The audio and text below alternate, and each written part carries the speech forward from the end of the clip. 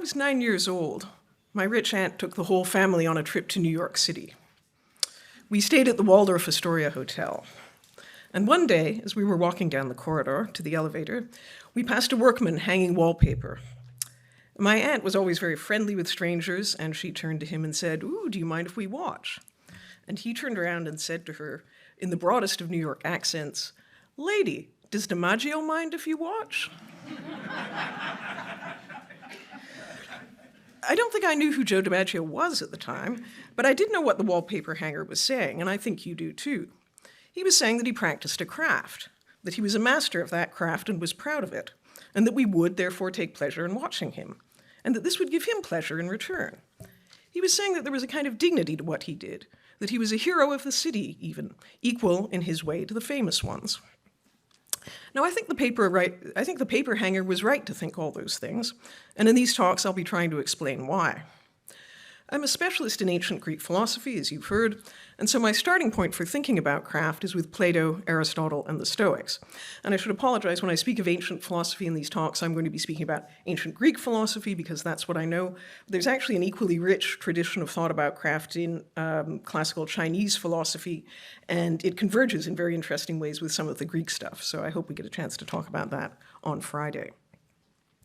So the Greek philosophers were obsessed with craft in ancient Greek techne.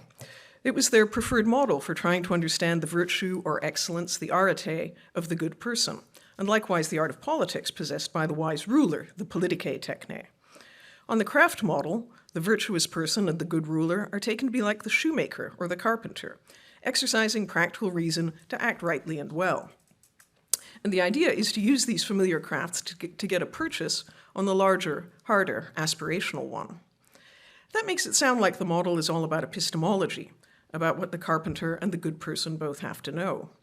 And most scholarly discussion has focused on that. But there's another dimension to craft, and that's the one that fascinates me. Craft is a norm-governed mode of action, expressing not just knowledge, but patterns of mattering and valuing, motivation and obligation. For complicated reasons, this side of craft has mostly fallen off the theoretical map, but I think it's a large part of what the ancient use of it was driven by, Plato's in particular. So in these talks, I'll be trying to sort out this normative and motivational dimension of craft. Today, I'll start by sketching what I take to be our everyday conception of what a craft is. Then I'm going to wheel in Plato to explicate its normative side and argue for its importance. And that'll include saying something about why it's actually the normativity of craft which, as I understand it, makes it a good model for human virtue. And tomorrow I'll turn to a basic question which all of this raises, the question of where crafts get their normativity from, and what kind of normative authority it is exactly. But first of all, I need to say what I mean by craft. I don't just mean the handicrafts, the artisanal making of objects as championed by John Ruskin and William Morris. Though that is not to diss them, Morris is actually going to be very important in tomorrow's talk. But I'm simply using the term to translate the ancient Greek techne. I'll also occasionally use art, expertise, and skilled practice. Now, the term techne does pick out the carpenter, weaver, metalworker, potter, and the like, but it was never limited to them. The techni also include the art of the farmer, navigator, acrobat, horse trainer, and bard, not to mention the doctor and the accountant. At the heart of the concept is the very simple and general idea of correct action, getting things right, solving the practical problem in a given situation. More fully, craft action is action which is reliably correct in some domain because it's informed by specialist knowledge, so the craftsperson knows things other people don't. So techne itself, craft as such, is a kind of knowledge, intelligence, rationality, wisdom even, Sophia, which enables problem solving in a specialized domain. And if we're going to think about craft today, we should add in all the modern skilled practices which fit that profile, rinsing off any flavor of artisanal nostalgia attached to the term. We need to think about what's common to potter and coder, weaver and barista, carpenter and airplane pilot, not to mention the examples in the probably almost illegible poem of Auden that you're looking at up there. A cook mixing a sauce, a surgeon, a clerk, and then later on we get general bacteriologist and prosecutor. So the idea is that there's this diverse family of expert practices. Sometimes I think of it as big craft as opposed to little craft, meaning the handicrafts. And I think this is familiar enough in an everyday way, even if it's not discussed in contemporary philosophy. This is actually a concept we all have access to. There are a couple of ways in which my version of big craft is going to be especially big. First of all, I'm going to include professional sports. That's partly in tribute to the paper hanger, who saw himself as Joe DiMaggio, but it's also true that the ancient craft model makes heavy use of the archer, the runner, and other athletes. Sports are weird crafts in various ways I can't get into here, but it would be hard to deny that Lionel Messi and Roger Federer are using problem-solving intelligence to do things other people can't. Since my top here is going to be the normativity of craft, and since this tends to be much more clear-cut in the professional case, I'm limiting this inclusion in techne to professional athletes. And more generally, today and tomorrow, I'm going to be talking about craft done as work. So think of it as a single word, a single concept, craft as work. In German, you could probably do that, but just do it mentally. I'm uneasily aware that this leaves open some tricky questions, actually, about how the professional version of a craft is related to the amateur one, which has the same name. There are similarities and also important differences. Second, in big craft, I'm going to be including the arts, especially the so-called fine arts, such as painting and drawing, which are also canonical techni for the Greeks. I don't mean to claim that the arts are crafts exactly, though the history by which the visual arts and the handicrafts have come apart in the Western tradition is recent and contingent looking. My claim is only that there's a lot of art subsumed into, a lot of craft, subsumed into each of the arts, so that the practice of art often is an exercise in crafty problem solving.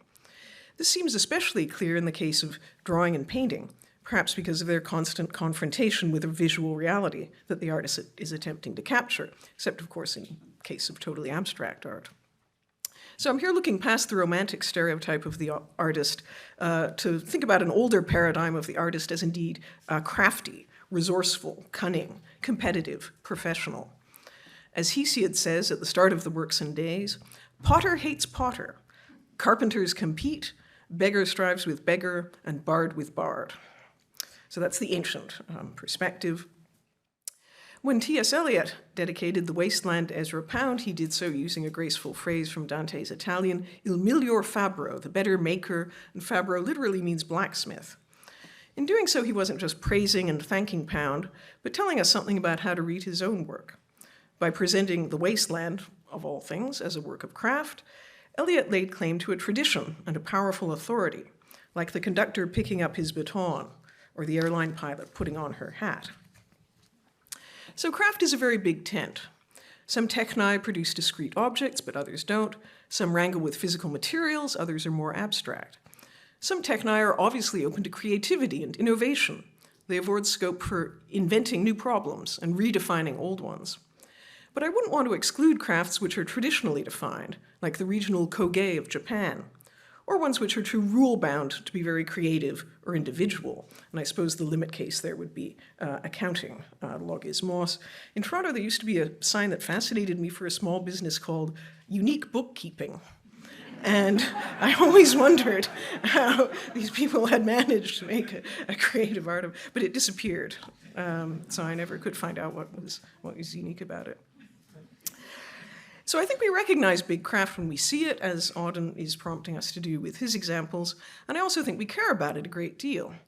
Indeed, it seems to me that these days we're worried about it. So in the longer version of the talk, there's a discussion of what I term craft angst, which is our fear that all the crafts around us are under threat and in danger of disappearing, and also craft neurosis, which is the sort of self-doubting fear you have that comes next, that maybe your concern for these crafts is a matter of nostalgia, or it's just valuing status goods, there's something classist about it, various unworthy motives that we worry are contaminating our angst.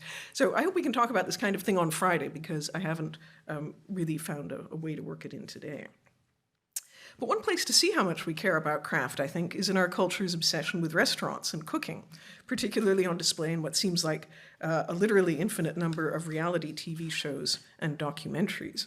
So for the past couple of years, I've been going around asking everyone I know, what can you recommend to me about craft, and looking for philosophical texts or great novels, and usually I get cooking shows recommended to me. And I'd suggest that this isn't just because we all love to eat. It's because food preparation is that rare thing, a great craft which is highly legible, epistemically accessible and intelligible to the outside observer. What's more, in most of our neighborhoods, the restaurant is the last outpost left standing of craft. This is a point made by Adam Gopnik in his book, The Table Comes First.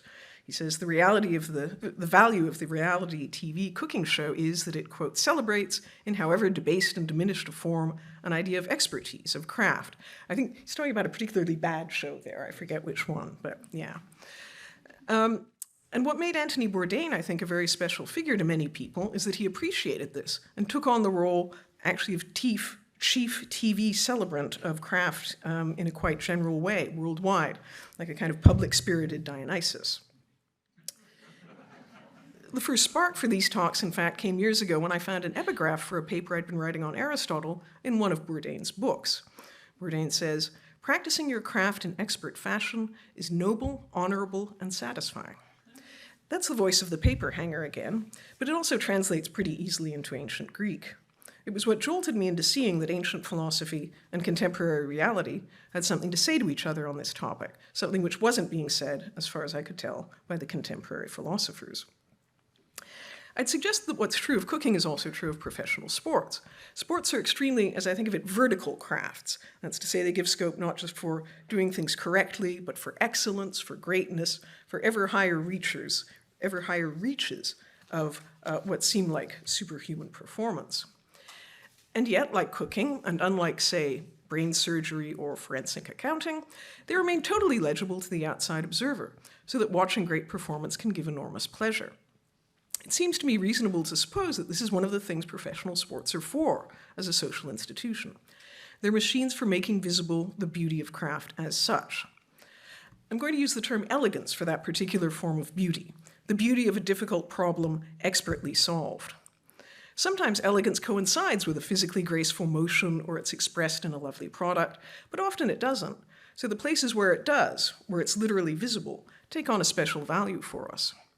And this suggests to me that the handicrafts, too, are important to us in part by a kind of metonymy. Something like the hand and the eye working together to do something beautiful are present in all of the crafts. Watching the literal hand and eye of the athlete or the potter or the sushi master is important to us because it makes that vivid. And the pleasure of it can prime us to seek out and detect the same pattern and experience the same pleasure elsewhere in the harder cases, perhaps even in the doing of our own work, like the paper hanger who watches Joe DiMaggio. In sum, I think big craft is something we recognize and care about. We may not think about it much, but we react to it, and we think with it all the time, just as the ancient philosophers did. That thinking might go better if we thought more explicitly about what it is, and that's what I'm going to try to do now. Not in the spirit of a quest for an essentialist definition, that's not a side of Plato I'm inspired by here today, but more for a sort of field guide, a checklist, a rough sketch, to which more controversial points can be added later on. So here goes. Here's my little sketch of what I think craft consists in. Provisionally, and I'm skipping a little kind of boring arc of argument here, I'd say that a craft is a system of skills meeting some threshold of demandingness or difficulty, with a certain coherence or unity to its techniques and to its products or results. System of skills is ambiguous, however. By a skill, we might mean a type of action, as when I say catching a ball is a skill. But we also use skill to mean the cause of that action, what's in the agent's head, the disposition that enables them to do it reliably. If we focus on that, we can end up with a purely epistemic conception of craft, on which the word just denotes a type of knowledge. I'm going to take a more holistic stance and discuss craft as a social kind, a complex pattern of thought and behavior on the part of multiple actors interacting in a society. The expert knowledge is only a part of that pattern, albeit a central one. So ground zero for that social pattern that makes up craft is, as I've said, with the idea of correct action, action which is reliably correct and therefore successful insofar as luck and circumstance allows, because it's informed by specialized knowledge. Craft actions come in characteristic types. They're not sort of unique and unclassifiable. They're steering the ship, kneading the bread, shooting the arrow. And in addition to performing them, the expert can assess them and make relevant predictions about them and teach others to do them too. The expert performer is herself a replicable type, picked out by the craft generic, so generic terms like the navigator, the baker, the baseball player. The pattern formed around these actions and agents makes a three-way shape in a society. One part of that shape is intergenerational. The expert learns from the previous generation and teaches the next.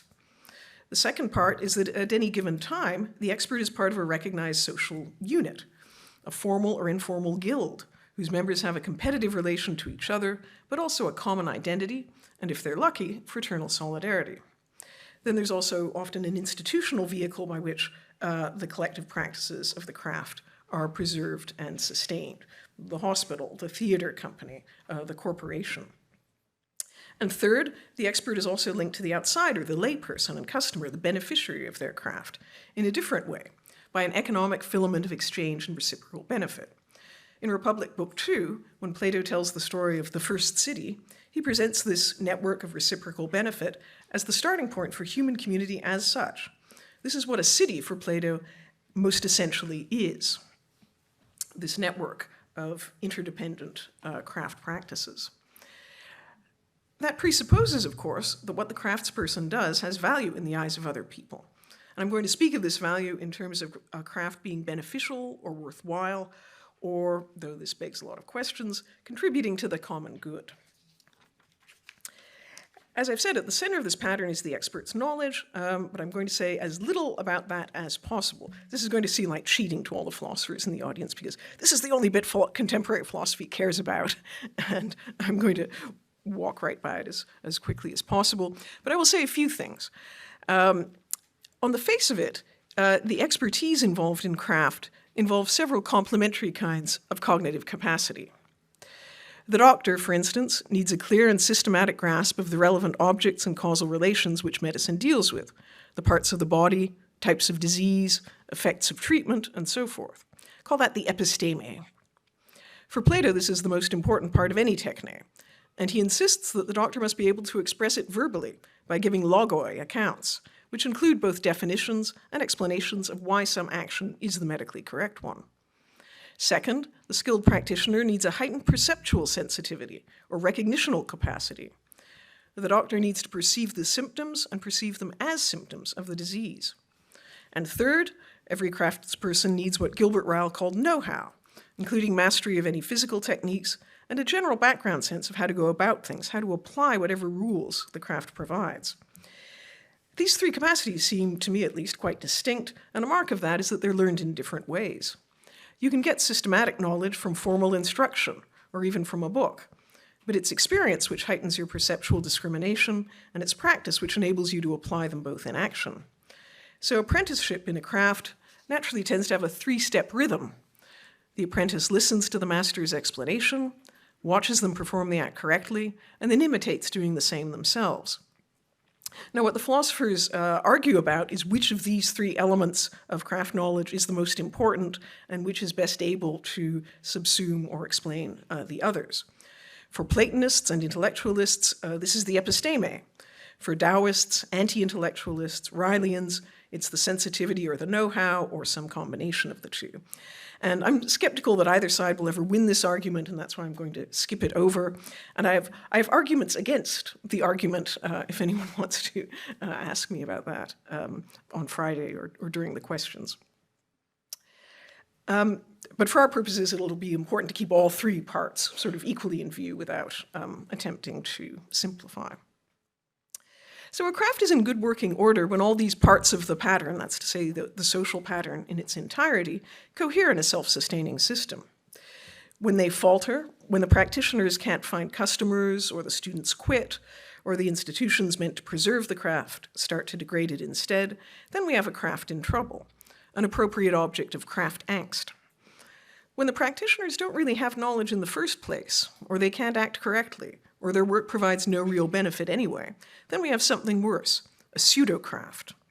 And I would say that we also have a pseudo-craft when, although the craft does provide some benefit, and the craft people do have some knowledge, what they provide isn't what they purport to. If there's a mismatch of some kind between knowledge and action and benefit, I think that counts as a pseudocraft also, because we think of crafts as being transparent. That's part of my sort of social account, is that a craft is the creation of a whole society participating in different ways, and the social understanding of that should match what is actually taking place. One of Plato's great concerns is to sort out pseudocrafts and delegitimize them. The one he worries about the most is rhetoric, the art of persuasive speech before crowds. That's the evil twin of a real art, the art of politics. So which craft-like practices really are crafts is, I think, also one of the things that we care about. And it's a question about which a society can be deeply divided. So that's a deliberately cryptic comment that you might want to pursue during question period or on Friday. I think the concept of a pseudocraft is part of the reason we have the concept of a craft. It's one that can do a lot of work politically and in ethics, but I can't do it right now. In addition to pseudocrafts, we need to demarcate craft from all the recognized activities which aren't crafts and don't pretend to be. So this is sort of a confirmation of the account I've just given by looking at what the drawing teachers call the negative space, the stuff that's being separated off. Drawing the line between what's craft and what isn't can be tricky for a number of reasons, but for what it's worth, here's my list. Things which aren't and shouldn't be craft include friendship, family, the cultivation of loving relations of all kinds, low-skill practices like getting dressed and taking the subway. I think that one's going to be controversial. Yeah, we have a New Yorker here. So. Basic self-maintenance, grooming, exercise, and eating. Play, amusement, creative activity done just for fun. Religious practice as such. Knowledge acquisition with no end or action in view, so just being a buff or a savant. Drudgery, paid or unpaid.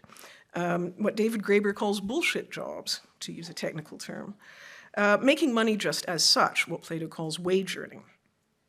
So some of these are uncraft-like by being inherently personal and idiosyncratic, so that impersonal standards of correctness seem misplaced. Others don't seem to involve skill in the right way, or don't involve action at all, or they fail to have the right kind of goal or end. There's room for debate here, of course, but I can't imagine such debates threatening the principle that a line can be drawn. So big craft is a big tent, but I'm claiming it's not so amorphous to be a useless concept. It's not the case that everything ends up inside. Lots of things are very clearly out, and not necessarily any the worse for that. I think we also care about this line drawing, in fact, and that can be seen from a strange locution. We can speak of treating some activity as a craft or making a craft out of it. And the phrasing actually seems a bit more natural with art, so I'm going to switch to using art for techne for the moment. I don't here mean the way in which someone might say that Hippocrates first made an art out of medicine, meaning that was not an art before him, but it genuinely became one with him. I mean rather the way in which you might say that a colleague of yours has made an art out of sending maximally annoying emails, say. Here the locution implies that this practice is not apt for the category of art or craft, and it stays that way. It doesn't become an art because of your colleague's dedication. There are other terms that work the same way, such as game and religion. Call these categories of practice. You can't make a game out of checkers, and you can't make a religion out of Islam. But your colleague could make a game out of those annoying emails, or indeed, terrifyingly, they could make a religion out of them. To make a game out of something is, I suppose, to treat it as rule-governed, competitive, and set apart from the rest of life. To make a religion out of something is to treat it as a way of life, demanding spiritual commitment. So what is it then to make an art or a craft out of something? I think if we said that, we'd mean that the person had taken up that activity in a serious way, more serious than a game, less serious than a religion, and made it the object of sustained effort, cultivating their skill at it with the intensity appropriate to a difficult but attainable and worthwhile goal. The real crafts, then, are the practices which are apt for being taken up in that spirit. They're the ones which belong in the craft-shaped box created by those attitudes. So far, I've just been trying to elucidate what I take to be built into our everyday conception of big craft. And if all this is on the right track, then that everyday conception is actually a remarkably rich one. I now want to turn to what Plato has to add to it. But to be clear, I think that Plato too is trying to articulate what he takes to be a conception of techne, to which we're all really implicitly committed already. So Plato here, this may not be your image of him, but Plato here is on the side of the everyday and attempting to articulate ideas about techne, which he thinks even his avowed opponents can be shown to be committed to deep down. So I see this as a sort of second stage in articulating the understanding of techne that we're all actually working with. But of course, it's going to get more controversial, that claim from here on in. And it's going to have important philosophical implications, which Plato is proposing, and I'm agreeing, that we should reflectively endorse once they're made explicit. Okay, so the point that I want to use Plato to explore is one which I've already mentioned in passing, because it's hard to talk about craft at all without doing so, but not yet explained or defended. This is that craft has a goal or purpose. It's end-oriented or teleological, so from the Greek telos, an end. To take Plato's favorite paradigm, the end of medicine is the health of the patient. And that's not altered if the medical practitioner wants a summer home and is practicing medicine in order to obtain one. It is not up to the will of the individual practitioner what the end of the art of medicine is. In fact, the real end of any craft is always a disinterested good. So the subtext, the hidden agenda of this talk is to reaffirm the value of the term disinterested as meaning not uninterested, but impartial, impersonally oriented. That's to say, the benefit of the practice of a craft is to society, not to the craftsperson herself. Cases of self-benefit are possible, as when the doctor heals herself or the chef eats in his own restaurant, but this just shows that the workings of craft are, so to speak, impersonal. There's always a beneficiary, but there's no correlation between the identity of the beneficiary and the identity of the practitioner, not even a negative one. The craftsperson is a demiurgos, literally a worker for the public, the demos. Plato has arguments for this conception of craft as teleological and disinterested, and I'm going to start by working through the alternatives he rejects, and then explain and defend the Platonic position. To start us off, here's a very simple alternative conception of craft. Call it the naive or the acephalous conception. And we at last come to our first real slide, very exciting moment. I have a feeling that I've finally figured out how to use slides which without them being too distracting, which is, first of all, have almost none of them, and then make them less than legible. So I'm not too sure what's going to happen here, but yeah. I'm gonna quote you the important bit, so don't worry too much. This is just if we want to come back once Rachana and I start arguing, we can point to little points of detail. So this is the excellent translation by Alexander Nehamas and the late Paul Woodruff in the Hackett edition of Plato's Phaedrus, and this is Socrates discussing, well, to be honest, really just making fun of a rival conception of craft, which I'm calling the acephalous conception. So Socrates says, suppose someone came to your friend Eryximachus or his father Acumenus. These are famous doctors of the era. Suppose someone came to your friend Eryximachus and said, I know treatments to raise or lower, whichever I prefer, the temperature of people's bodies. If I decide to, I can make them vomit or make their bowels move and all sorts of things. On the basis of this knowledge, I claim to be a physician, and I claim to be able to make others physicians as well by imparting it to them. What do you think they would say when they heard that? What could they say? They would ask him if he also knew to whom he should give such treatments, when, and to what extent. What if he applied, oh, I have no idea. My claim is that whoever learns from me will manage to do what you ask on his own. And then the response, I think they'll say the man's mad if he thinks he's a doctor just because he read a book or happened to come across a few potions. He knows nothing of the art. So the naive doctor in scare quotes here, thinks that he practices medicine because he thinks it consists in a repertoire of techniques, a bag of tricks, and all of them are things he knows how to do. But obviously a doctor isn't just someone who can make people vomit at will. He has to know when and how and why to do it. And the real art of medicine is precisely what tells him that.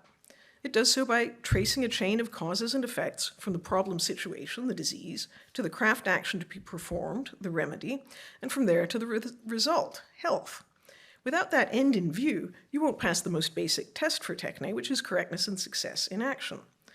The conception of medicine as a mere repertoire of techniques is acephalous, headless, because it's missing the part which gives direction to the others. There's another argument Plato could make here. What makes the techniques known by the acephalous doctor all belong to the same art, the art of medicine? Admittedly, they all affect the body, making people vomit or changing their temperature, etc.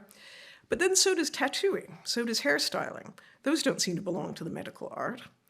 No purely material conception is going to be able to capture what all and only medical procedures have in common. And so the acephalous conception of medicine isn't even independently coherent. It's only intelligible as parasitic, a truncated version of a conception on which all these techniques are united by being oriented to health. So the acephalous conception won't do. A more serious contender is the bivalent conception, which Aristotle opts for, at least part of the time. And you'll be glad to know I don't have a slide for that. So the bivalent conception is associated with Aristotle, but I want to make it clear that I'm going to give a sketch of it which is not meant to capture his own position, which is complex and subtle, and I have to say I think not the same in every text. So I'm not attempting to give his version of it here. So Team Aristotle can stand down. I'm not taking him in view. On the bivalent view, a craft is a unity organized around producing either of a pair of opposite states. The main argument for the bivalent conception is what I'll call the poisoner problem. This is the fact, all too well known in antiquity, that a skilled doctor can also act as the most expert poisoner. This sad truth might seem to suggest that medical expertise as such is neutral between the two opposite properties of health and sickness, or death, which it is equally able to produce. Which to choose is a question which stands outside the craft itself, to be determined by the preference of the doctor on each occasion. Now, the poisoner problem represents the obvious objection, and it's often seen as a decisive one, to using craft as a model for human virtue. For we think that virtuous dispositions motivate in a very special way, namely overridingly. The just person, for instance, is one who always will opt to do the just thing, no matter the pressures in the other direction. So if the doctor as such can choose either of two opposite actions, then there seems to be a profound motivational disanalogy between virtue and craft. And you might indeed think that's one of the sort of key hallmarks of virtue, that motivational specialness. Now, it isn't my primary purpose here to defend the craft model, but I do think that objection is misguided in that it misses something about how Plato's conception of craft is supposed to work. To see why, we need to turn to Republic I, which is in any case the crucial text for my purposes today. What Republic I has to say about craft is endlessly rich, and I'm going to be very selective and ruthless in discussing it. The first key moment for us comes in Socrates' discussion with Polemarchus. Socrates is arguing against Polemarchus' cynical definition of justice as helping friends and harming enemies. His main strategic move has been to add in the assumption that justice is a craft. And by the way, Socrates is always doing this in the early dialogues. You'll probably recall that he goes around talking about shoemakers and carpenters to the point where people get quite annoyed with him for lowering the tone of debates about virtue. But they don't ever raise the sorts of objections that modern philosophers do about craft and virtue being, different in kind motivationally or whatever. They're just sort of annoyed in a classist way. And I actually take that as significant evidence that the craft model, the idea of modeling human virtue and the political art on the recognized crafts, that's not unique or special to Socrates or to Plato. That is something that is absolutely entrenched in the intellectual atmosphere of the 4th and before that the 5th century. And I think it's actually, credit is due to the sophist Protagoras for getting it into circulation, at which point it becomes actually something of a matter of consensus and a kind of common intellectual project. So Polemarchus is perfectly willing to entertain the thought that justice is a craft, And the twist is that Socrates introduces the idea that it's specifically a bivalent craft. And through that, he's able to introduce various absurdities and refute Polemarchus' definition. Then in his final argument, Socrates uses an induction over the crafts to... I'll tell you what it says. Socrates is arguing against the bivalent conception of craft directly. So he's no longer just arguing against Polemarchus. He's saying, look, it can't be the work of the just person to do harm. And he proceeds by means of an inductive survey over various crafts, focusing on the crafts as they are learned. So his cases are horse training and dog training and music and horsemanship.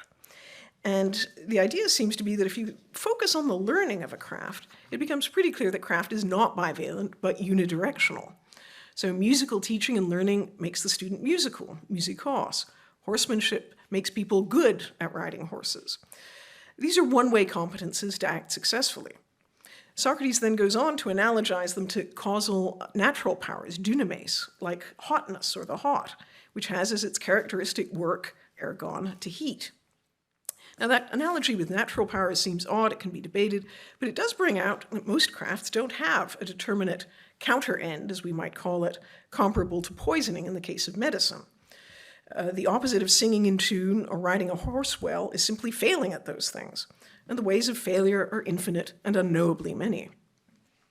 So to say that a craft enables you to produce either of two opposed states, as the bivalent conception does, just seems wrong. Now, the debate which follows between Socrates and Thrasymachus is one of the great set-piece debates in all of ancient philosophy. I've discussed it in a number of papers and not, I'm sure, sorted it out, but I am going to be very elliptical here because it is so rich. It's essentially an argument about the value of justice and the true nature of political expertise, and it's organized around conflicting conceptions of craft. For, unlike Polemarchus, Thrasymachus is not willing to agree that justice is a craft. On the contrary, he associates craft with the clever doing of injustice. His hero is the expert ruler who's a skilled expert in his exploitation of those he rules. The importance of craft for this ideal comes out when he retracts an earlier admission that his expert ruler can make mistakes. He says, you can use this as an eye chart, all right? You can, has many uses. Actually, I think there's something called Zoom that I could.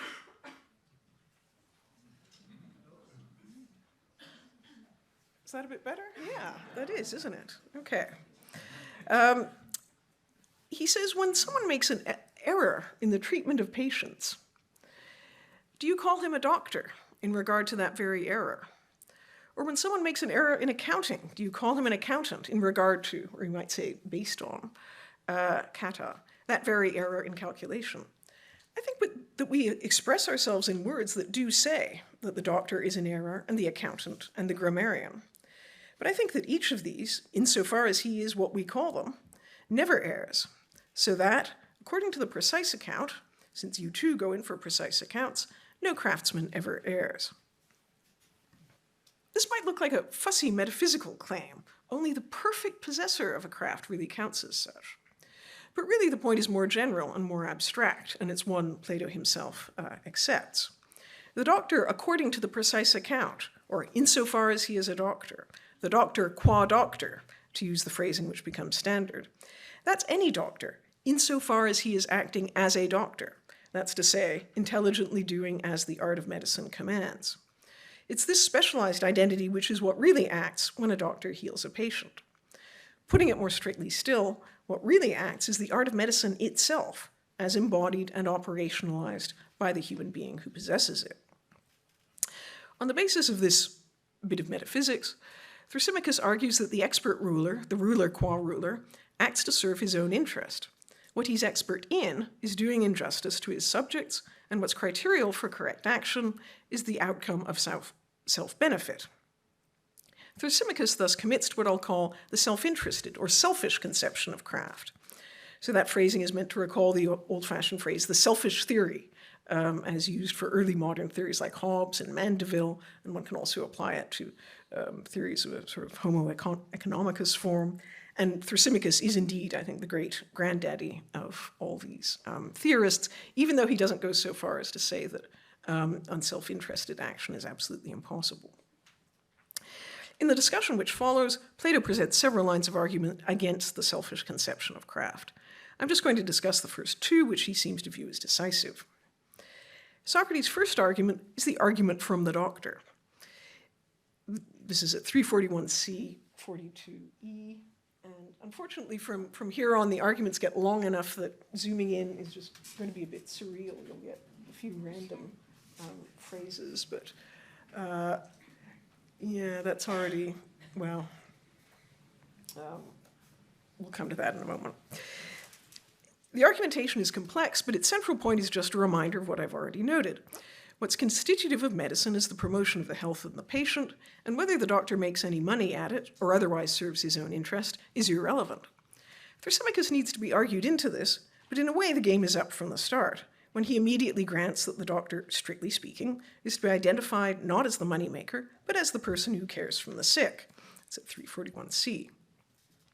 Thrasymachus fights back, however, by introducing a counter-paradigm to Socrates' doctor, the shepherd. So here's a bit of their debate about the art of shepherding.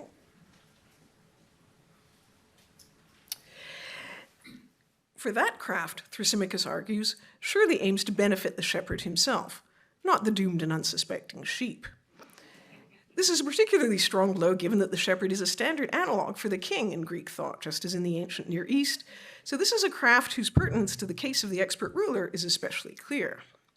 But Socrates doesn't concede the counterexample. Instead, he introduces what I'll call the wage earning argument to disarm it. And that's what you're looking at there. Here, Socrates argues that it's precisely because the practice of craft as such doesn't benefit the practitioner that they generally have to be paid to do it. So the shepherd must be exercising two crafts at once, shepherding and wage earning. And insofar as he's acting as a shepherd, wearing the shepherd hat, his actions must be governed by the norms of that craft. This distinction between the two hats worn by the agent at once relieves any pressure to write self-interest into the craft of shepherding itself. It also brings out that, like the acephalous conception, the selfish conception has a problem with the individuation of crafts. The acephalous conception assigned no end to any craft, and so it couldn't explain what holds a single craft together. The selfish conception assigns an end to every craft, but it's the same one every time, benefiting the agent. And so it can't really make any sense of the way that we take the crafts to be different from each other.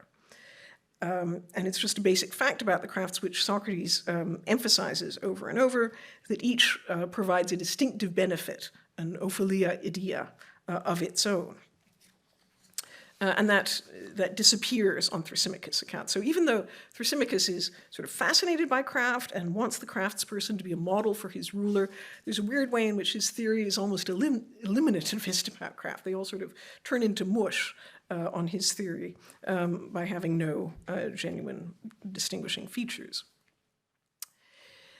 The wage-earning argument also clarifies something important. The end of a craft is not identical with the motivation which stirs someone to practice it. It'll help us later, and for next time, if we distinguish three types of this external motivation that the agent might have. There's the originating motive, which leads a person to take up the craft in the first place. The sustaining motive, which is their reason for staying with it. Sustaining motives are going to be important. Next time we'll be asking what the normative forms of sustaining motives are. And third, there's the prompt, the situational trigger, which causes someone to exercise their craft in a particular case. So someone might become a doctor in order to please their parents, remain one in order to pay their mortgage, and on any given day practice medicine in response to a range of prompts, which would range from mere routine to the desire to help an injured passerby. On the Platonic conception, all such external motivations are non-explanatory. They're irrelevant to what it is to practice a craft as such. For within the practice of the craft, if it's being done correctly, The practitioner is acting on the disinterested internal motivations provided by the end of the craft itself. I'll say more about this in the next section. These three anti-Platonic conceptions of craft, acephalous, bivalent, selfish, represent a shared intellectual impulse. And that's the impulse to see in craft a kind of pure and neutral instrumentality. The acephalous conception stresses that the naive doctor can do whichever thing he prefers. The bivalent one says that he can play doctor and poisoner equally well. Thrasymachus does grant that craft is unidirectional, but he holds that its direction is towards self-benefit, so that it's naturally adapted to promote the end which he thinks all but the most idiotic of us are aiming at anyway. The three conceptions thus represent three different strategies for spelling out a concept of craft as a tool, a source of ethically neutral power wholly subordinated to the antecedent, presumptively selfish, desires of the agent. And they all fail because any such conception of craft is deeply at war with the everyday reality of the recognized crafts, which, in their unity and multiplicity, are teleological practices with ends of their own, independent of the self-interest of their practitioners. The failure of these three anti-Platonic conceptions matters, not only because it's important to get craft itself right, but because techne, for Plato and for the anti-Platonists alike, is just practical rationality itself, in its most highly developed and best understood form. In their humble, localized way, the everyday techni, like carpentry and shoemaking, are what human reason looks like when it's brought as near as possible to perfection and exercised with reliable success. So it matters intensely to Socrates and Thrasymachus alike how the techni are structured, what their rationality consists in, what kind of good they pursue. And as I've said, it seems to me that this battle about the structure of techne is one which Plato decisively wins. From here on, I'm going to be taking his own teleological conception, which I take, as I say, to also be our own conception, more fully articulated. I'm going to be taking that as given and spelling out its implications and asking questions about where it leads philosophically. And I'm going to begin doing that in the final section of the paper, which is about the motivational component of techne on this teleological conception. Okay, we don't need the shepherd anymore. On the teleological conception, to practice a craft means adopting the internal deliberative standpoint which the craft provides and acting accordingly. And this requires what I'll call motivational insulation. In any given day at the workshop, we might find ourselves tempted to cut corners and lapse from craft norms by motives as various as hunger, nepotism, a screaming boss, fear of rent day, or for that matter, the promptings of some irrelevant virtue. From the internal standpoint, all are equally noise, and the practitioner who insulates against them all, sticking stubbornly to the task at hand, has a virtue we might call integrity. This integrity is, I think, what Richard Sennett is getting at in his influential book, The Craftsman. So I don't know how many of you are familiar with this book, but this is sort of the state of the art in terms of thinking about craft, and it aspires to talk about big craft, but in practice, Sennett sort of lapses into focusing very heavily on the handicraft, so it's not as useful to me as it might have been. But here's an interesting line we're thinking about from it. He says, "Craftsmanship names an enduring, basic human impulse, the desire to do a job well for its own sake." And there's something that sounds a bit right about that, but on the Platonic account, the word impulse here is misleading. Craft is a hat we put on, a way of being motivated which we choose to undertake. The for its own sake is misleading too. Usually the craftsperson's most basic enduring human impulse is just to pay the rent. Sennett's phrasing gives the impression that there's something defective about that there's a contradiction here, or at least a paradox. But I think there isn't really. It's just that we have to properly distinguish the motivations internal to the craft, used in practicing it, from the external ones which lead us towards it. Internally, then, craft does motivate, and it motivates the way any system of norms does, by being internalized. This view of craft as involving internalized norms is, I believe, deep-seated and almost impossible to get away from. Even Thrasymachus says that the grammarian, strictly speaking, spells the word correctly, and that the logistikos, the accountant, gets the sum right. And yet these craft generics exclude the person who errs because of defective or rogue motivation just as much as they do the incompetent. The very idea of the role incorporates an understanding of what the person in that role is trying to do. The reason for this embedding of normativity into the role of craftsperson is easiest to see if we think about how crafts are learned. In many cases, I think it's hard or impossible to imagine how craft knowledge could be acquired without a concurrent apprenticeship in caring and valuing. As the apprentice watches and emulates, she has to learn what to care about and worry over, which actions to praise and blame, who to admire. She acquires a map of mattering, perceive this as a problem to be solved, that is the tool to be used, this is the thing to be done. Information becomes salient and gets added to her craft knowledge by being placed on that gerundive structured map. The bivalent conception, by contrast, implies the possibility of an education in horsemanship which would be neutral between staying on and falling off. It lands us with a literally Pythonesque view of human agency, one on which one might become a fully expert cheese shop proprietor, for instance, while having no preference whatsoever for ever selling any cheese. For actual human beings, the acquisition of a craft isn't like that at all. Instead, it depends on engagement, ideally the kind of passionate engagement celebrated by Auden. And I commend the whole of that poem to you that we started with. If for Plato craft does in this way include motivation, we might wonder, how can he account for the poisoner problem? And the answer is very simple, by allowing that the motivations given by craft are local and defeasible. They'd better be, since sometimes what craft prescribes is the wrong thing for the human being to do. Since the end of a craft is only some part of the human good, the perspective of craft is always partial. Sometimes the reason for action given by a craft is overridden by the perspective of a larger whole, whether morally or by the norms of another craft. The nephrologist's preferred tradition for the kidney disease may be ruled out by the blood pressure medicine prescribed by the cardiologist. The rational solution to the conflict will be the one which emerges from the broader standpoint of medicine as a whole. Plato and Aristotle both think that all the crafts fit together into a gigantic interdependent network of this kind. They all have something to say to each other. They all need to be used to correct each other at some point. Its end is the human good writ large, as realized in a political community. And the craft which puts the pieces together and does the adjudication and gives all things considered imperatives is the art of politics. And now we can see one reason why the crafts provide a useful model for thinking about human virtue. Like the other ancient Greek ethical thinkers, Plato takes it, plausibly enough in my view, that our starting point for ethical reflection is self-centered and eudaimonistic. We're trying to discover how we should live in order to be happy, eudaimon. Scholars have long worried about whether this eudaimonistic starting point implies something like the selfish theory in the end, and so undermines the morality which the philosophers use it to promote.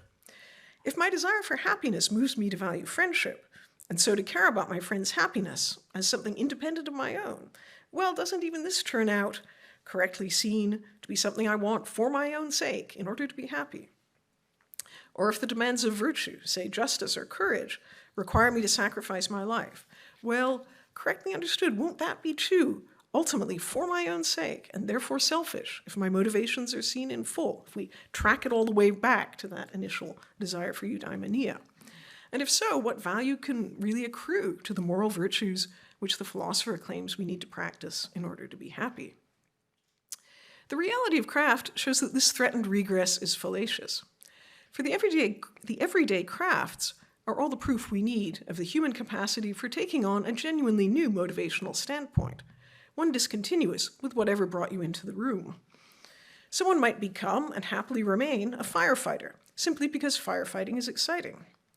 But while they're engaged in fighting fires, if they're practicing their craft correctly, they're going to be acting on the reasons for action which firefighting itself provides, and because it would be exciting, really isn't one of those. If we're watching a soccer game and a particular player runs back to the goal, and you ask me why that is, I can say, well, it's because Carolyn is the goalie. If I were to say instead, well, about a year ago, Carolyn decided she needed more exercise, and her friends were on the team, and I gave you the full recital of all the actions that had led Carolyn up to that particular moment, that would be a worse explanation, not a fuller and better one. The external motivations which led Carolyn to take up being a goalie are irrelevant to her reasons for action as a goalie, at least if she really is acting as a goalie, if she's not compromised in her performance by her friendships or vices or personal tastes. Now, to be a virtuous person for Plato is to take on a very special craft. It's one which allows no time off and which is subordinated to no other higher perspective. That's why it has to be, in a sense, identical with the art of politics. It's a hat you have to wear all the time. But the same structure of motivational discontinuity and insulation applies. And this means that when the virtuous person does what friendship or courage requires, they're not acting selfishly, any more than the skilled firefighter who chooses the right procedure can be correctly described as just seeking excitement. Tomorrow, I'm going to look at the norms of craft from another angle, asking exactly what makes them binding on the practitioner. Why should a shoemaker care about making good shoes? If I'm a shoemaker, what makes the demands of shoemaking binding for me? We'll begin with this small-looking shoemaker's question and end up, I hope, in utopia. So I hope to see you then.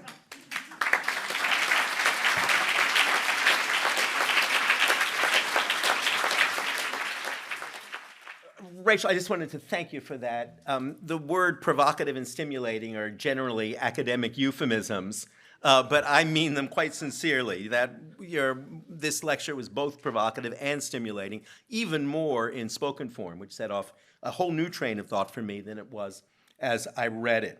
The reality cooking show, by the way, which you referenced, is, if I'm right, was the American version. The one that I was ripping was the American version of the Iron Chef, which was I was comparing to the Japanese version of Iron Chef. Gentlemen here, because the Japanese version of Iron Chef is a genuine celebration of craft disciplined by criticism, because when they submit their dishes at the end, they have to listen intently to what the panel of judges is saying, and they nod politely. The American version of Iron Chef is a celebration of egotism. They don't listen to what the critics are saying, and they're meant to, and the real life of it is when they confide in the announcer afterwards how foolish and unappreciative the critics are. I think thereby hangs many a story. I also think that the relation, I turned that consideration about craft and art and cooking actually into a musical comedy called Our Table, which you can find on Spotify in the original craft version of it. And as I was doing that and reflecting on this questions of craft and art, I was also simultaneously writing a very arty, I was writing a craftsman-like musical with the great David Shire and a very arty oratorio with the avant-garde composer Nico Muhly. And one of the things where my reflections on craft and art perhaps begin is that when David Shire and I were making a crafty piece of commercial musical theater, all we asked each other was, is this clear? Is it lucid? Will the audience get it? And when Nico and I were making a work of avant-garde oratorio, all that Nico ever said to me, I said, is this clear? Will the audience get it? He said, they'll read it in the program. And I realized then that one of the distinctions made spontaneously in our culture is exactly that the craft of entertainment is a place where you're expected to explain everything to the audience, and the business of art is a place in which, in fact, the audience is expected to understand everything for you, right? They're reversals of those two things.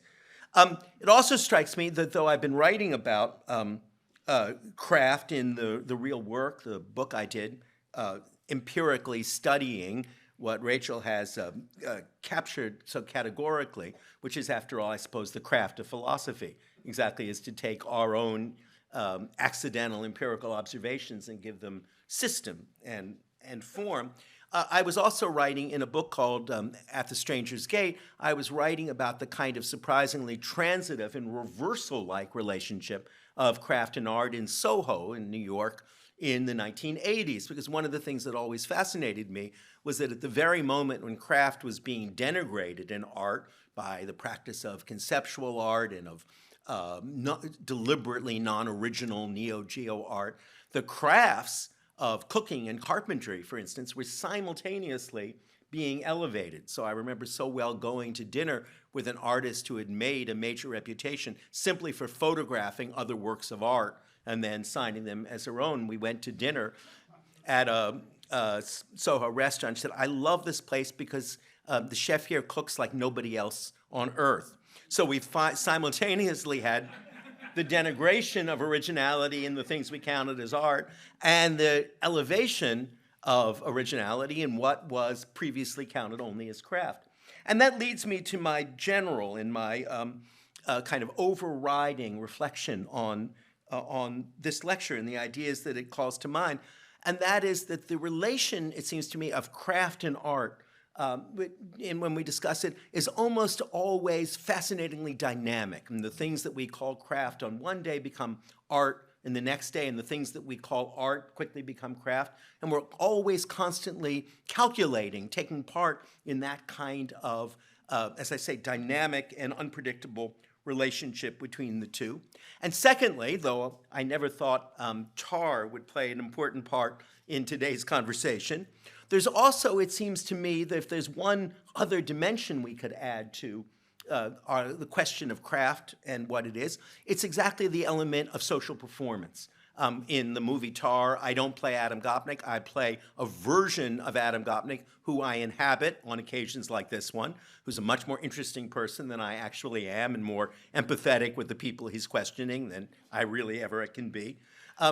And there's an element of social performance in it. I couldn't help but think about it, Rachel, as you were talking about the Platonic investigation of the doctor and the use of the doctor and the craft of the doctor as a model of what craft is and could be. Because, of course, the first thing that occurs to us is that the last thing in the world you would want to do if you were sick in ancient Athens is go to a doctor, right? Because it's exactly the point that the actual knowledge of the doctor, the actual craft of the doctor in the pre-scientific era was very limited. It's one of the things that always happens if we're reading 18th century fiction or 17th century French fiction and 17th century French biography, and someone goes to a doctor.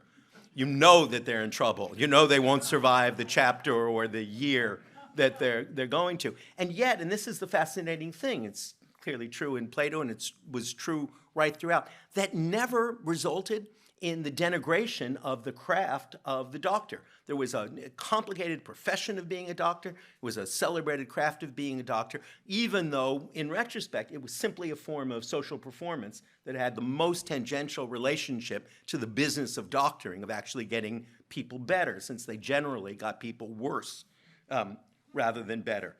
And as a consequence, I think the key statement and concept which I respond to as the author of the real work is that we feel instinctively that craft involves some kind of skill, some kind of nameable skill that sets it apart from all the other kinds of things that we do. And exactly as you say, it's one of the reasons why we always feel that there's a special integrity in craft, because we understand that even if someone is a rotten person in a million other ways, in their role as qua craftsmen, to use your phrase, we understand that they must have integrity because they have to rise to the level of a set of skills that were, in some sense, determined in advance. I'm fascinated by the DiMaggio story, as I said, because one of the things, again, what philosophers understand conceptually, we writers can practice empirically. One of the things I discovered when I started the business of being a reporter, I was trained as a graduate student, and I had to beat the graduate student out of myself. As Chekhov says, he beat the serf out of himself. And one of the things you have to do when you're trying to beat the graduate student out of yourself is to learn what questions are profitable when you're out on the street doing reporting. And the one question exactly which Rachel has so beautifully captured that always works, you can ask anybody in any field, in any social circumstance, who's the Willie Mays of your profession, or the Michael Jordan, or the Wayne Gretzky? And you'd think that would be an opaque question, but it's invariably a question that inspires a vivid answer. You can ask a plumber, or you can ask a painter, who's the Wayne Gretzky of plumbing? And the plumber won't look at you blankly and say, I have no idea what you mean by that. He'll say, oh, Joe Panonsky. Oh, Joe Panansky, you put a wrench in his hand, he can cut off the water to an entire city with one turn of his wrist. Everybody has a powerful instinctive sense of what it is to be the DiMaggio of wallpaper hangers. And just to add, unless Rachel is far, far older than she appears, when the paper hanger said that on that trip to New York, he was referring to a classic. He wasn't referring to, yes, exactly, to a living exemplar of that, but exactly to a classic, someone who he had grown up admiring. And I think that that's an extraordinarily powerful clue to what we mean when we celebrate craft, is exactly that it's something on which, in a contentious world, there is surprising degree of agreement. George Plimpton, in one of his books about football, for instance, notes that going to the all-pro game, the all-star game of the NFL in the 1960s, the players divided themselves into first team, second team, third team instantly and without dispute. Johnny Unitas, if anyone remembers him, was obviously the quarterback of the first team. Bart Starr, if you remember him, the second team. Just as today, if you went to the all-pro game, no other quarterback is going to try and usurp the place of Patrick Mahomes. We all understand, respect, uncontroversially, what that standard of craft is. And yet, and forgive me if I race through these points in the 10 minutes here, but as I said, this is a truly provocative, in the best sense, thought-provoking lecture. If we think about the relationship of craft and art, craft being in that sense the solid thing that we can all reference, and we know that Patrick Mahomes is better than Brock Purdy. But we recognize that. At the same time, I think we see that when we think about something like the visual arts, we see that what counts as a craft standard at one moment and what is an art standard at another moment is fascinatingly always in play. Rachel referenced, I think, the way in which craft and art have been separated in our visual culture over the past 100 or 200 years. And yet what's so fascinating about that, I think, is exactly the way in which each thing is mutable. What do I mean by that? Well, we all tend to revere Henri Matisse, for example, as a master, as someone who is a great draftsman, who is an extraordinarily, not just a great artist, but an exquisite artist. And yet, as anybody knows who's done art history, when Matisse began his characteristic drawing, it was universally seen as an assault on craft. It was universally seen as something that involved not continuing the craft of drawing, but deliberately breaking your hand, to use the French expression, in order to insult the normal craft of drawing. Now, of course, we recognize that we have to find ways to imitate Matisse's bad drawing in order to do our own good drawing. But exactly the advance in art came out of a kind of deliberate, preordained insult to craft. And that's something that is generally true about modern art again and again and again. It's a rejection of skill in pursuit of anti-skill, which then in turn becomes a widely disseminated craft that everyone or that any acolyte can participate in. So that again, that relationship of craft and art seems to me tellingly dynamic, tellingly one in which what is today's craft is then broken and becomes tomorrow's incomprehensible art, which then in turn becomes the next day's meaningful and definable craft, so that we all can say of Matisse as of Patrick Mahomes, he's the best there is, even though his work begins in a kind of assault on craft.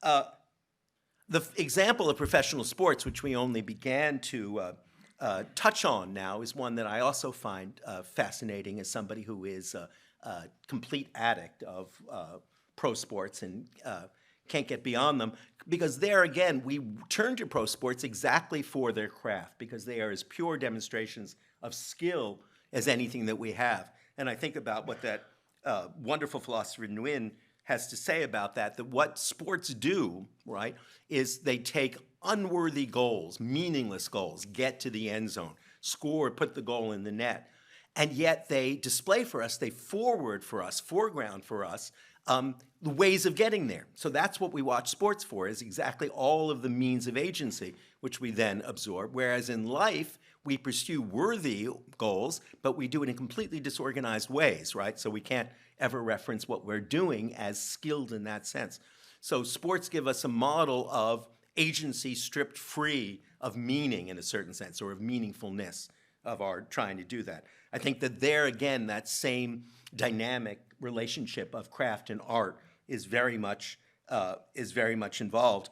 So much so that my own great teacher, Kirk Varnado, one of the great art historians of his generation, now sadly gone, wrote a whole book, a meditation on the nature of modern art that was called A Fine Disregard, that was based on thinking about the origins of the game of rugby, which, as some of you may know, began when a player named Webb Ellis, playing a soccer game, picked up the soccer ball and ran with it.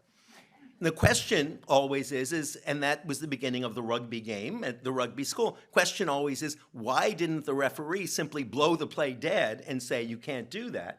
Instead, what's that? It's yes, but let's say for the moment, right, all right. Let's say for the moment that it's enshrined as a myth exactly because it captures something very powerful about the nature of innovation. That is, that it can be a violation of the rules, which by general social agreement suddenly becomes in itself the rule towards a new game. That's the vital part of that story, and that's why it maps so well onto the history of modern art, which is a constant series of violations of the rules, which then become new rules, constant series of violations through art of craft, which then inspire new crafts themselves. Finally, let me just add one last thought to this, and there's a whole other thing which I hope we'll be able to talk about later about the role of audience in craft. As I said, so much of craft seems to me is a kind of social performance, like the medieval or the antique doctor, whose role as a doctor is a social performance and is satirized that way by Ben Jonson or Molière and so on. But in a broader sense, every craft we learn or we attempt to master inevitably involves our engagement with another, with the capital O. My favorite instance of that is boxing, a sport I took up in early middle age, let's call it, and now practice avidly. And the point of boxing, I never box against someone. I've never actually had a prize fight. I've never actually been blow to blow with someone. But every single move you learn in boxing is in relation to an imaginary other who's about to clobber you, right? So you throw a left jab and then you slip, even though no one is throwing a punch at you, because that's essential to your imagination of the sequence. The craft of boxing is only, not just used, but is only possible to imagine when we think of it in terms of an engagement with another human being. Finally, let me mention something that occurred to me as you were talking, which is, of course, that post-antiquity, post-Plato, of course, we think of Jesus as a craftsman in the first instance, as a tekton. Jesus is a carpenter, as it's usually translated, though I'm told by people with more expertise than I that it means more generally craftsman, artisan. And it's fascinating to think about why Jesus would be described as a craftsman or artisan. And what struck me as I was listening just now is that there's something, yes, there's an idea of integrity built into our idea of craft. There's also a democratic ideal built into our idea of craft. Not just that anybody who pursues a craft with sufficient passion and perseverance should be able to learn it or master it in a way that we don't associate, say, with the wild muse and inspiration of poetry, but also that its role is to be widely disseminated. That's one of the ways in which I think we distinguish an excellent craftsman or carpenter from a decorative artist, one of the ways we distinguish Fabergé from William Morris. And there is in the description of Jesus as a craftsman in that way an implicit democracy of effect that I think is also part of what it is that we value in the mystery of craft. Perhaps one way of saying it is that art builds museum and craft builds churches. Anyway, thank you very much.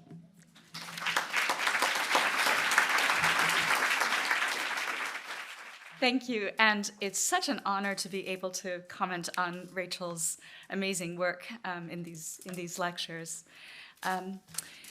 Okay, so I hope that what I'm about to say doesn't bring this wonderful discussion back to the desiccated things that in ancient philosophy that King Kirkstra talked about at the beginning. But I'm going to start with Plato's Statesman, which is a dialogue that pursues a definition of the craft of politics. And in that dialogue, the main speaker flags a basic mistake that we commonly make about political leadership, which is to model it on the figure of a shepherd. Homer's epithet for king is shepherd of the people. This is a mistake because whereas sheep herders are superior enough to their flocks that they can take care of the sheep's every need, human political leaders share in nature and nurture with their subjects. And as a result, subjects have to take care of their own economic needs. The upshot is that the political craft is restricted to the coordination and harmonizing of individually insufficient but collectively sufficient human beings who can be expert in one or another craft while needing the products of others' crafts. The reason we make this mistake and confuse the political craft with the total care that herding provides is that we once lived in an age of Cronus, under the care of gods who addressed our every need. But when Cronus let go of the helm of the cosmos and the gods ceased to be in charge of our rearing, we needed to take care of ourselves. That's when Prometheus, Hephaestus, and the other gods gave us fire and the crafts. So I began with this story because I believe that it captures Plato's basic attitude to the crafts as necessary or deficiency compensating given the current human condition, rather than as intrinsically valuable in a way that is celebrated by Auden in the poem that Rachel began with. Some scholars have concluded that Plato values crafts only instrumentally, and so to the extent that he models virtue on craft, values virtue only instrumentally. Now, rather than argue about whether and how Plato models virtue on craft, Rachel's brilliant lecture challenges the merely instrumental conception of craft itself, sharply distinguishing the imperatives that come from a craft, on the one hand, and our motivations for taking up, sticking with, and acting on a craft, on the other hand. Craft's imperatives are, as she puts it, motivationally insulated. Rachel's distinction is fundamental to our understanding of both craft and Plato. However, I believe that the distinction that she's drawn should be separated out from another idea that Rachel combines with it. And this is the idea that craft is by nature aimed at an impersonally or disinterestedly good end or telos, which is, I think, the ultimate source of normativity on her vision of craft. I think this could be a very good idea, but I don't think it's Plato's idea. So in a nutshell, I'm going to be arguing in these comments that Plato believes the end of a craft must be one thing. It needn't be one good thing. Rachel argues for her teleological conception of craft against three other conceptions that, as she puts it, see in craft a kind of pure instrumentality, a source of undirected and ethically neutral power. And she raises really powerful considerations against a merely instrumentalist conception of craft. But I think that Plato's conception of craft is more inclusive than hers, and the difference suggests another source of normativity than the good end that a craft might produce. For Plato first, not all crafts are productive or practical. The mathematical crafts, for instance, are crafts, but they're not productive, and they're defined by their subject matter. In the Republic I discussion that she draws on, the expert accountant, the logistikos, specializes in calculation. In the Gorgias, another craft-focused dialogue I'll have more to say about in a minute, the craft of arithmetic is about odd and even numbers, the craft of astronomy about the motions of the stars, sun, and moon and their relative velocities, and so on.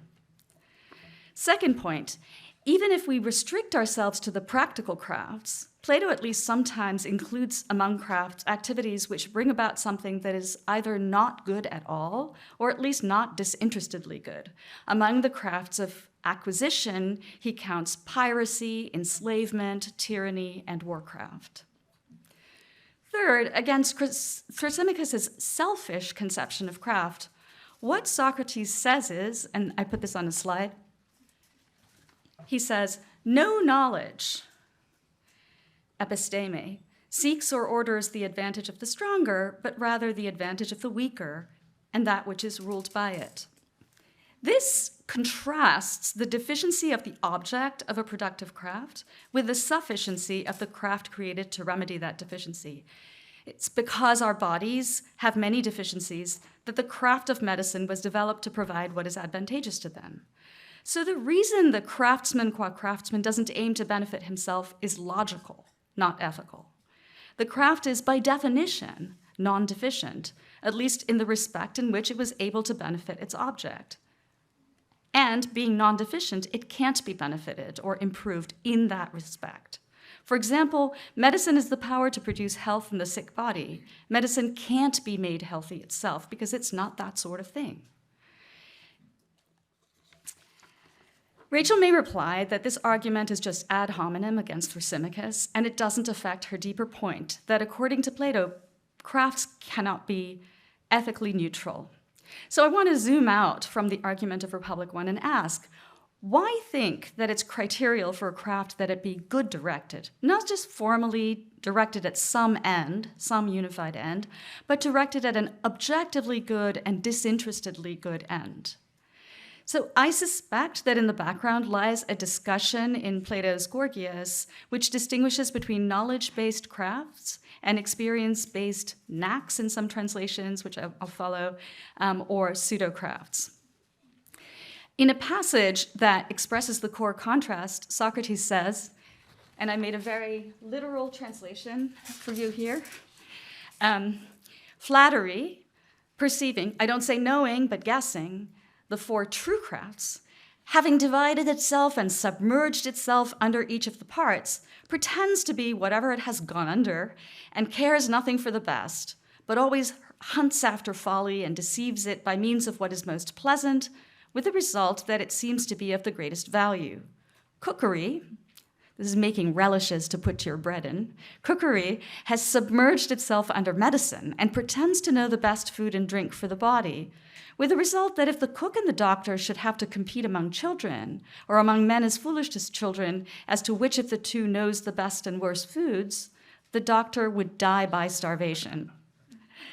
I call this flattery because it guesses at the pleasant without the best. I deny that it is craft, but say that it is a knack, because it has no account of the nature of whatever things it applies to the things to which it applies them, with the result that it isn't able to state the cause of each. So my last slide just summarizes Socrates' distinction, and you can just have that before you as I continue. So you might take the knack here to be a pseudo-craft that is practiced by the con men trying to pass off their fakes, pleasant experiences, as the real goods. But the contrast Socrates draws is between what cookery and medicine know versus guess at, good as opposed to bad food, the means by which the product health, which medicine knows and cookery doesn't know, is produced, and hence what they're able to produce, health versus an appearance of being or becoming healthy. So it's not as if the chef is saying, let me be your doctor. To be sure, Socrates says that each kind of flattery has submerged itself under a genuine craft that cares for the body or soul, with cookery pretending to be medicine. But it's the pseudo-craft or knack, not its human practitioners, that's doing the pretending. And I think pretending is just consists in appearing indistinguishably to non-experts. It's the children who vote up the chef. What's deficient about the knacks or pseudo-crafts begins with the fact that their products are not one thing. What's pleasing to the body or apparently health-producing or apparently health-restoring will depend not only on variable bodily conditions, but also on variable experiences and perspectives and expectations which frame the present experience as pleasant or not, or apparently healthy or not. But if the product isn't a single thing, there won't be a single production process for producing it. And so there can't be any single account of the cause, what pleasure production applies and to what in order to produce pleasure. To produce pleasure in a particular taster, the chef must either guess based on experience of many tasters or else inhabit the taster's soul. Being the object only of a knack is thus a necessary characterization of a non-unified product, not a contingent one that depends on the competence or character of the procedure. So in distinguishing true crafts and knacks, Plato does not contrast expert with non-expert production of the same thing, but two kinds of product, one unified and so craft producible, and the other not. I think that the unity of subject matter requirement for craft not only accommodates the non-productive crafts, but also explains why Plato suggests that subordinating a pseudo-craft or knack, like cookery, to the rule of or use by a real craft like gymnastics or medicine can turn it into a serviceable craft. This is because health is one thing, and being health conducive is a property by which some subset of the many ways of being a gustatory pleasure can be unified and given a single account. The unified subject matter account of craft also explains some of the items on Rachel's checklist for craft, why the craft involves knowledge, why the craft is teachable and learnable, and thereby intergenerational, and why the craft's techniques are coherent. But you might be thinking, can crafts be normative just in virtue of having a unified subject matter? Rachel's given us good reasons to doubt it, but Plato seems to think yes. For crafts considered qua knowledge. Qua knowledge, the crafts have standards of precision or truth unmixed with ignorance. So carpentry is more precise than pottery because carpentry uses measurement. And geometry is more precise than carpentry because bodily things are less amenable to precise measurement than the quantities themselves. On this view, what issues imperatives is the knowledge. For example, geometry's imperatives might include rules for what is prior in proofs. Geometry says, take as principle and definition of a triangle three-sided plane figure, not figure whose internal angles add up to two right angles, even though those are coextensional. Take the second, geometry says, to follow from the first. Geometry's imperatives might also include standards of precision for incommensurables, and so on. These don't seem to depend on a telos, much less a good telos. So I wish that Rachel hadn't opted to say as little as possible about knowledge, since I think that the norms that seem to me to derive from knowledge are both compelling and mysterious. To draw her out, I'm going to close with a question about a sort of productive craft imperative that seems to me to derive from knowledge, but knowledge about materials rather than telos. So the sort of imperatives I have in mind are, don't cut more leather than you need to make the shoe, use the leftover leather to make shoelaces, or when you're breaking eggs, collect the egg white that adheres to the eggshells instead of letting it go waste. These imperatives distinguish craft production from mass production. In mass production, either the production is insensitive to waste, or if sensitive to it, then it seems to be for reasons of economy or morality that are foreign to the productive goal. By contrast, craftspeople seem to respect their materials, and it seems to me that somehow this is because craftspeople know their materials and know, in particular, the material's potential. And this isn't just a matter of scarce resources. In a game of chess, that checkmate is craftier, which takes fewer moves and kills fewer of the opponent's pieces. Plato describes this aspect of craft in his account of the creation of the natural world, which he conceives as the work of a divine craftsman and his workshop of apprentice gods.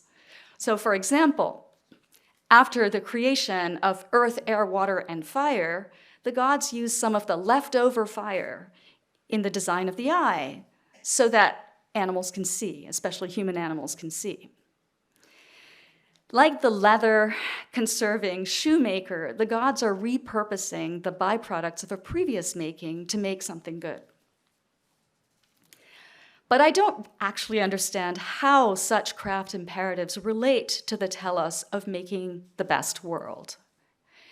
Would our eyes be worse at seeing if the gods hadn't used the leftover fire? Or would a world in which the leftover fire was not used for anything be a worse world? It seems to me that what we marvel at in craft is not only the excellent product, but still more the ingeniousness of craft in using the potential of materials and processes. So we marvel not only at the shoe that is most fit for protecting the feet when walking and the selection of the materials best suited to that end, like leather for flexibility, durability, and lightness, but also the shoe that's made of materials less well suited to the end of walking, like the clogs that are made from wood. And partly what we admire or marvel at is the difficulty overcome in getting the material to achieve the end. But if that's right, I'd like to know, is this another source of normativity other than the telos, or does it somehow derive from the telos? So I'm looking forward to Rachel's replies. Thanks.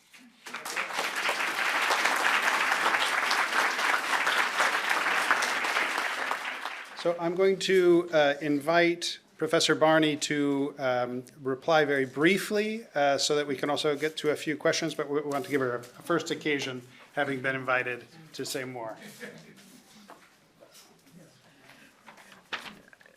Well, thank you. That was all fascinating, and I especially enjoyed the moments of unexpected convergence. It's clear that my two commentators could write a joint paper on Top Chef, American style, Japanese style, and in Plato's Gorgias, and the three different models for choosing who the best chef is. So there are some big issues raised that I want to postpone till Friday because I really want to discuss them properly. And in particular, Adam Gopnik's point about how crafts change and the dynamism, the unpredictability, and looking at craft art interactions as a way of thinking about that, that's a whole huge tangle that I hope we can spend some time on Friday. I don't want to try to get to it now. And in relation to Rachana's comments, the whole question of how theoretical and practical crafts are related, because she's absolutely right, I didn't have time to talk about this, but for Plato, mathematics is also a techne. And he is not interested in the practical theoretical divide that becomes so important from Aristotle on, and that should be somehow worked into the discussion as well. I want to engage a little bit more with what Rachana said, just to sort of fix in your brains what we agree and disagree about when it comes to Plato. She is absolutely right that techne gets used very broadly, both in Greek generally and in Plato when he's doing things like listing different technai at the start of the Statesman or the Sophist. He'll stick an ek ending on pretty much anything, and so indeed will Aristotle. And the measure of that actually is that Aristotle goes on endlessly about politicae, where it seems like the word to be understood must be techne, the political art, but it absolutely cannot be an art by his own definition of what an art is. But he just, ek endings are a way of picking out effortful activities that people seem to value.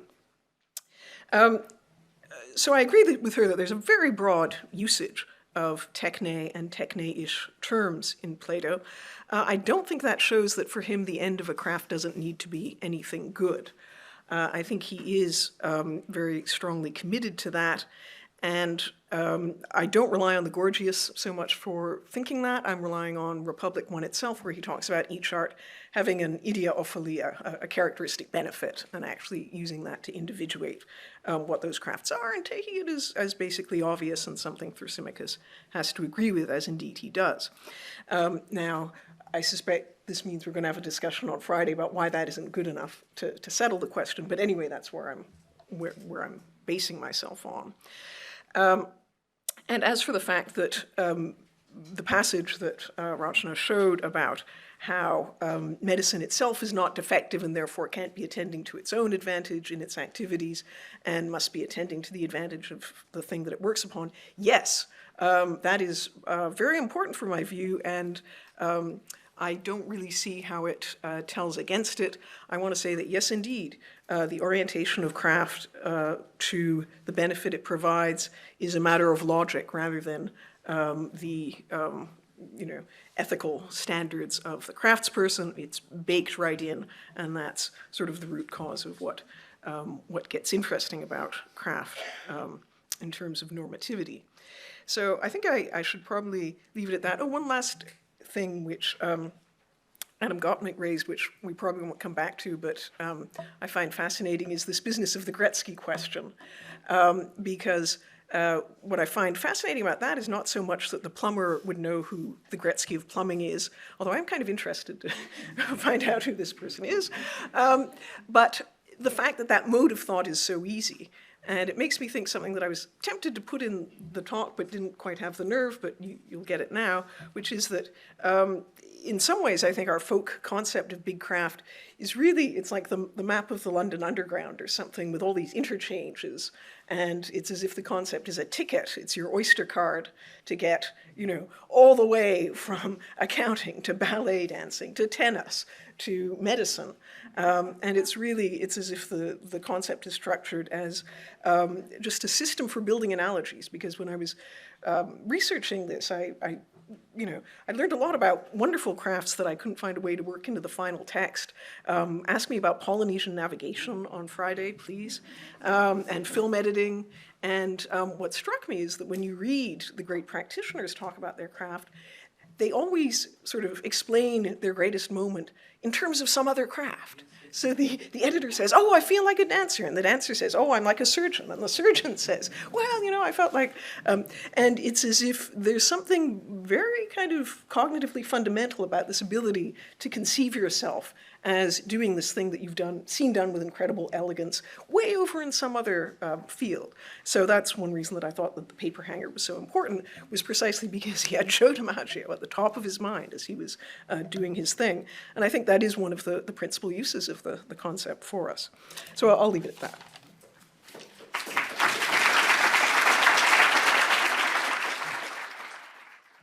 Thank you so much. I thought that was a simply marvelous lecture. Like Rachana, I was struck by something that you said in fleshing out the Platonic conception of craft. You said the real end of any craft is always a disinterested good. Its benefit is to society, not to the craftsperson herself, right? So that's meant to explain why the doctor, in practicing medicine for the sake of healing her patient, is exercising a craft. But if I play the stock market with the end of enriching myself, even with great skill, I don't count as exercising a craft. But it seemed to me that this juxtaposition between engaging in an activity for personal benefit and engaging in it for the benefit of society, it leaves out an important third possibility. Many paradigmatic crafts are exercised in the context of fiduciary relationships, where the skilled craftsman is acting on behalf and for the benefit of a specific other person, their client, their customer, or patient, not for society at large.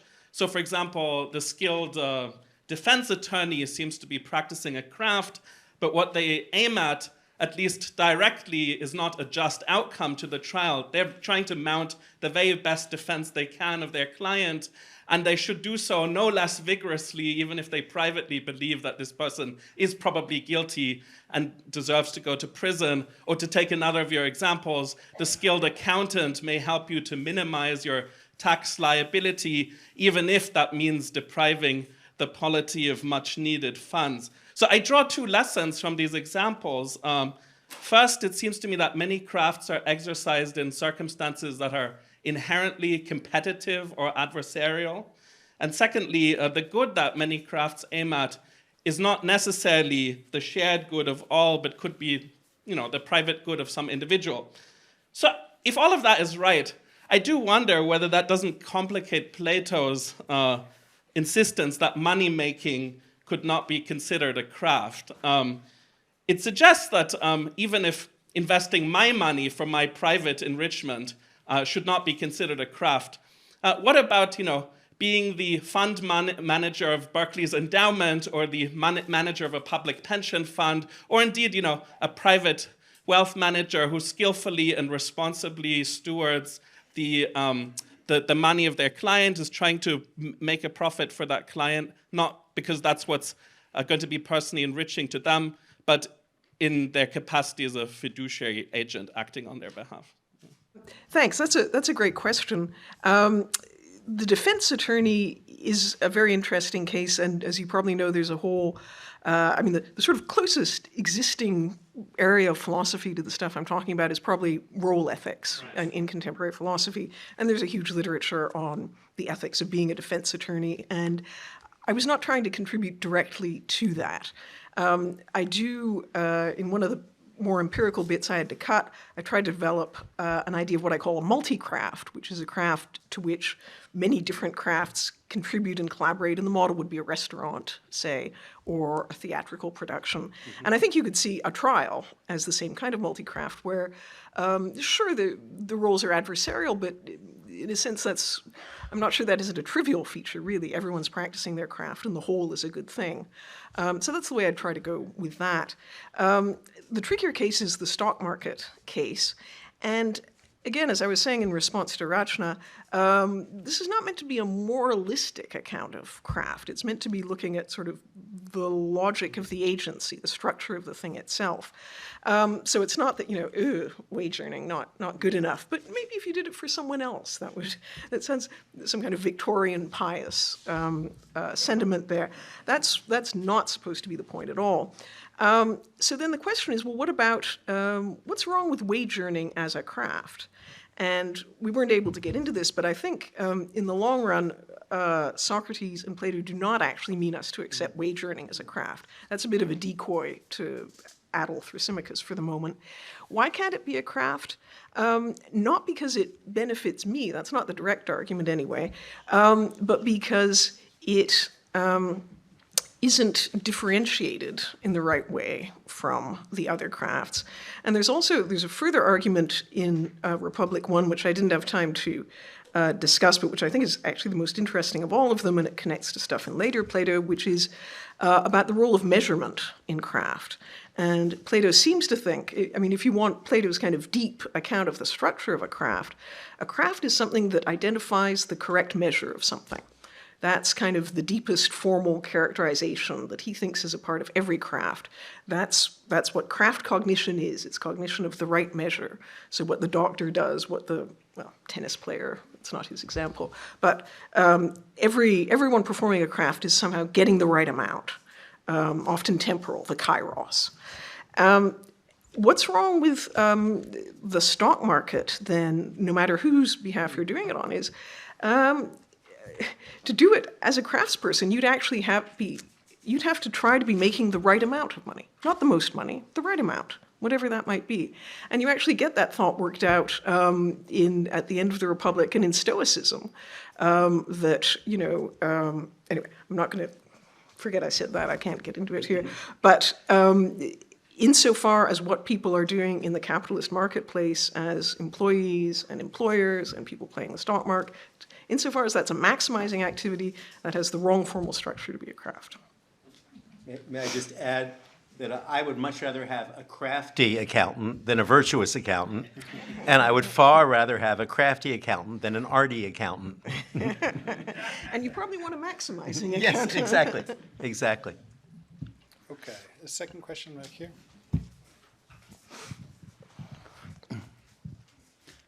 Hi there. Thank you so much for this wonderful talk. First, as to the Wayne Gretzky of plumbing, I would submit Clooney Brown of the film of the same name, directed by Ernst Lubitsch, a consummate plumber. Yes, indeed.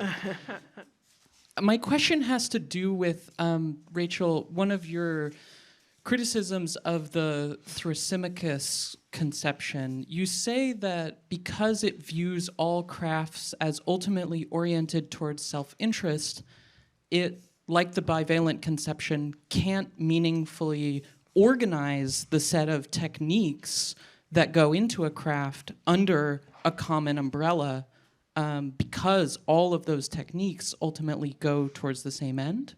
At least that's what I took you to be saying. Yeah. Wouldn't the same issue emerge for your view, which sees all crafts as oriented towards the common good?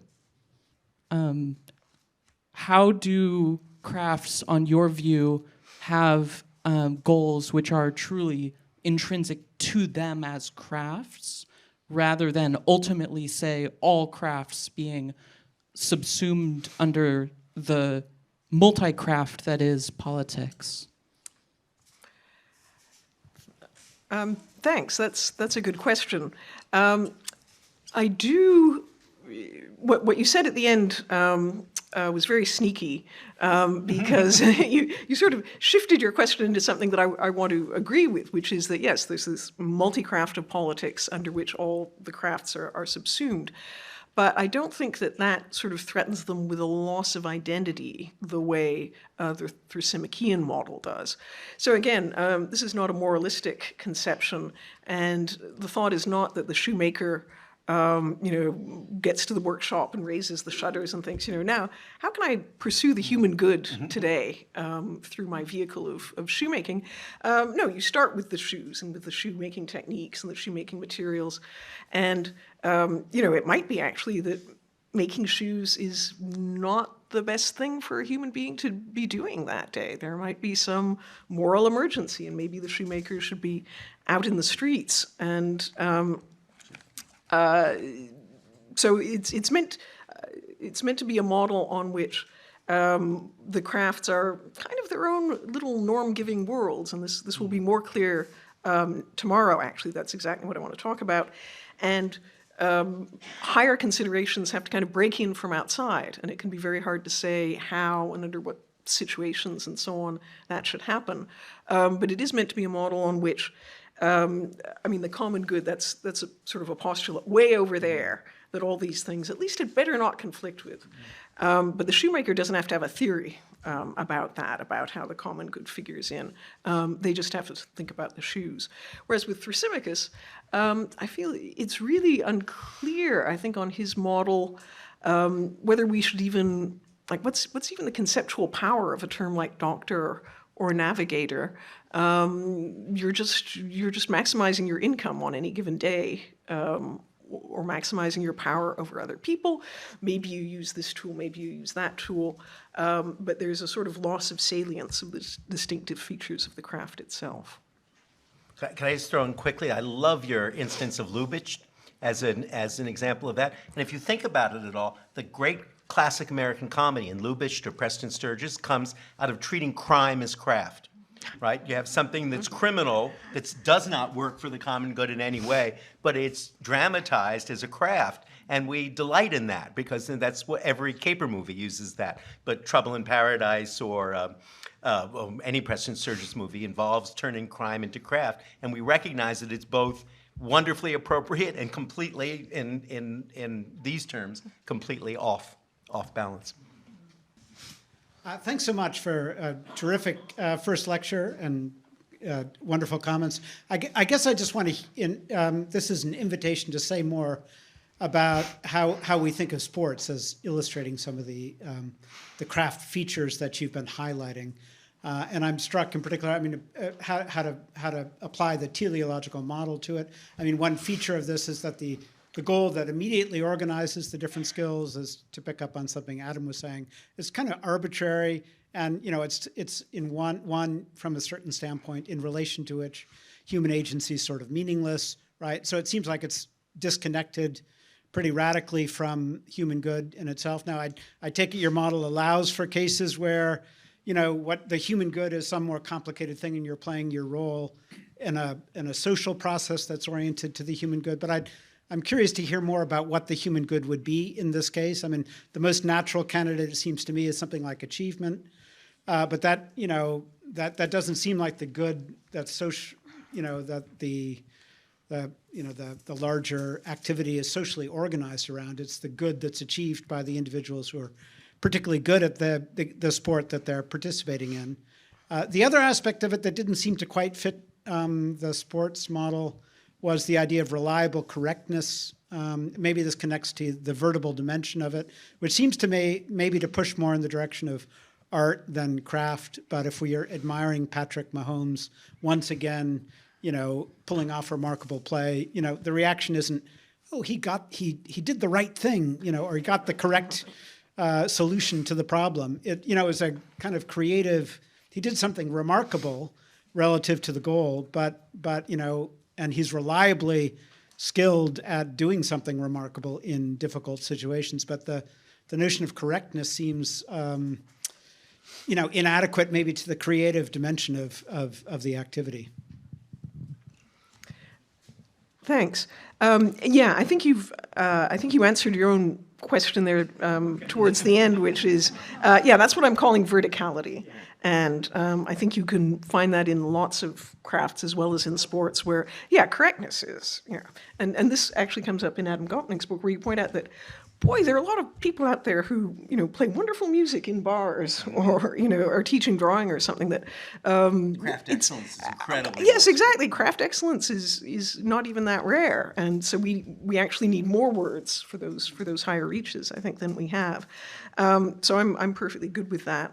One of the great limitations to my theoretical account here is I don't actually know anything about sports. So I'm very amenable to, you all telling me how these things work.